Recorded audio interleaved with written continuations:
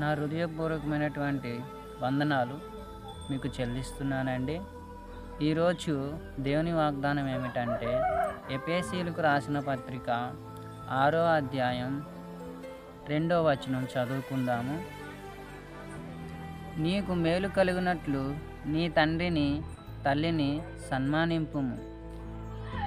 దేవుడు ఏం చెప్తున్నాడంటే, నీకు మేలు కలుగునట్లు అంటే మీకు మేలు కలుగునట్లు నీ తల్లిని నీ తండ్రిని సన్మానింపమని దేవుడు ఈరోజు నీకు చెప్తున్నాడు. ప్రియ కుమారుడా, కుమార్తె, నువ్వు ఏ పరిస్థితిలో ఉన్నా కానీ నీవు నీ తండ్రి మాట నీ తల్లి మాట నువ్వు విన్నట్లయితే నీకు మంచి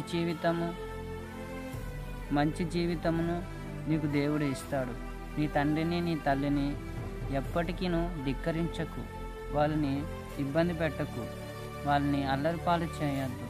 నీ తండ్రి మాట నువ్వు విన్నట్లయితే ఆ ప్రభువైన నీకు తోడుగా ఉండి నీకు సహాయం చేస్తాడు. ఎందుకంటే నిన్ను నన్ను సృజించినది, తల్లి గర్భంలోంచి తీసుకొచ్చినది ఆయనే కనుక నీకు ఈ రోజు నుంచి ఆయన తోడుగా ఉండి నిలబడుతున్నాడు. కనుక నీ జీవితాన్ని నువ్వు మార్చుకొని నీ తండ్రి నీ తల్లి చెప్పినట్లు నువ్వు చేసినట్లయితే ఆ ప్రభువే నీ పక్షముగా ఉండి నీకు సహాయం చేయగలడు.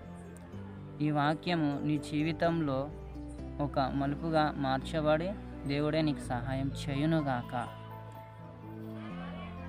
కళ్ళు మూసుకుందామండి, ప్రార్థన చేసుకుందాము. తండ్రి, ఇగో మా యొక్క తల్లిదండ్రుల మాట మేము వినుటకు మాకు సహాయం చేయండి. మీ బిడ్డలు వారి తల్లిదండ్రుల మాటలు వినుటకు సహాయం చేయండి.